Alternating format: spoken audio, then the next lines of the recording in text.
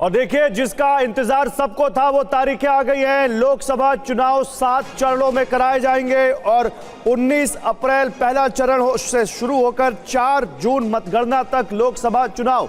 इस बीच देखिए, लगभग 1 घंटे की प्रेस कॉन्फ्रेंस में तमाम अपने इंतजामों के बारे में बताते हुए मुख्य चुनाव आयुक्त राजीव कुमार ने लोकसभा चुनाव की तारीखों का ऐलान कर दिया है। अब देखिए, आपके सामने यहां पर हम दिखा रहे हैं चरण वाइज। 5वां चरण होगा, उसमें महाराष्ट्र जम्मू कश्मीर होगा। 6ठा चरण 25 मई को, 4 जून को नतीजे। ये हम आपको बता रहे हैं कि कैसे 7 चरणों में 1 जून को 7वां चरण होगा। ये आपके सामने हम यहां लोकसभा चुनाव की तारीखों का आपके सामने सारा ब्यौरा रख रहे हैं। 19 अप्रैल पहला चरण होगा। दूसरा चरण 26 अप्रैल 89 सीटें। तीसरा चरण आपको बता दें 7 मई को होगा, 94 सीटों पर पोलिंग होगी। चौथा चरण 14 मई को होगा, 13 मई को होगा, 96 सीटों पर पोलिंग होगी। 5वां चरण 20 मई को होगी पोलिंग, 49 सीटों पर।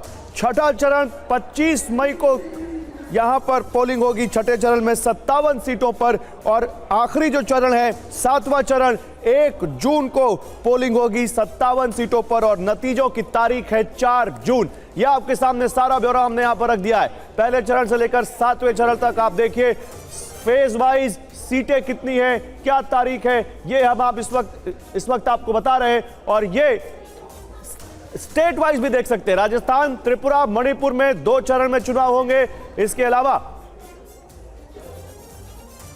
छत्तीसगढ़ और असम में 3 चरणों में चुनाव करवाए जाएंगे।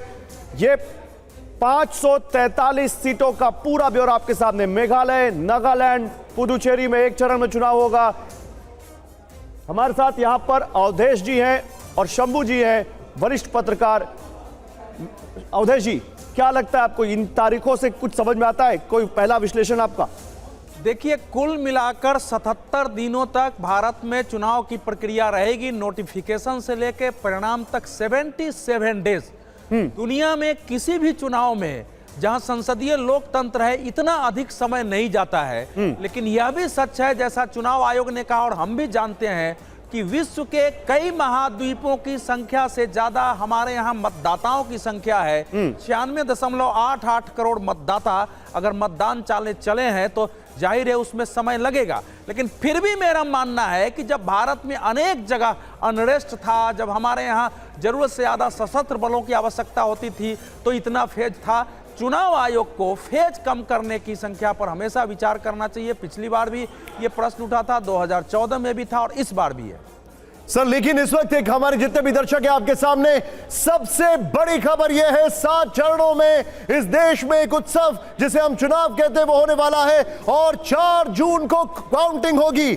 पहला फेज ध्यान से देखिएगा। लेकिन इंटरेस्टिंग बात क्या है, यूपी, बिहार, बंगाल में 7 फेजेस में चुनाव होगा। यूपी, बिहार, बंगाल में 7 फेजेस में चुनाव होगा।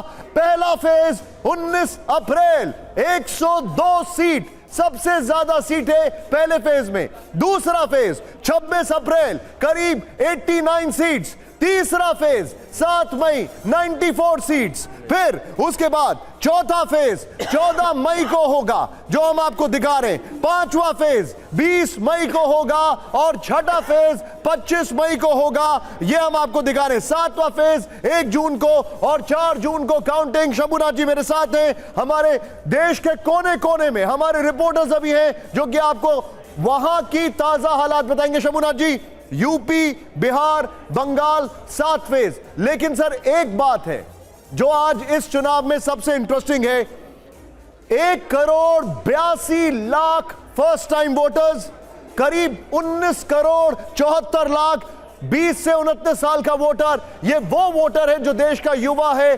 ये कैसे इस चुनाव को देखेगा सर? देखिए, जो नया वोटर है उसको ये थोड़ा सा कुछ नयापन होता है हर एक आदमी के अंदर कि हम वोट करें, और उसका रुझान कोई बहुत परिपक्व नहीं होता। देखिए, नया वोटर। लेकिन सर, ये वो वोटर है जिसने, मतलब मैं फर्स्ट टाइम वोटर्स की बात करूं, जिसने अभी तक अपने कॉन्शियस में बीजेपी की सरकार ही देखी है। जाहिर है, तो उसके लिए सरकार का मतलब बीजेपी है, वो शायद दूसरी पार्टियों को उतना समझ नहीं पाएगा। और जो पहली बार वोट करने जाता है वो हरदम उसी पार्टी की तरफ जा रहा होता है जिसको उसने देखा है। जाहिर है, ये 18 से या 20-21 साल के बीच के बच्चे होंगे, इन्होंने पिछले 10 वर्ष से सिर्फ बीजेपी को देखा है। यानी जब से उनमें समझदारी डेवलप होनी शुरू हुई होगी तब से वो सिर्फ बीजेपी को देख रहे हैं। तो ये बीजेपी के लिए थोड़ा सा फायदे का होता है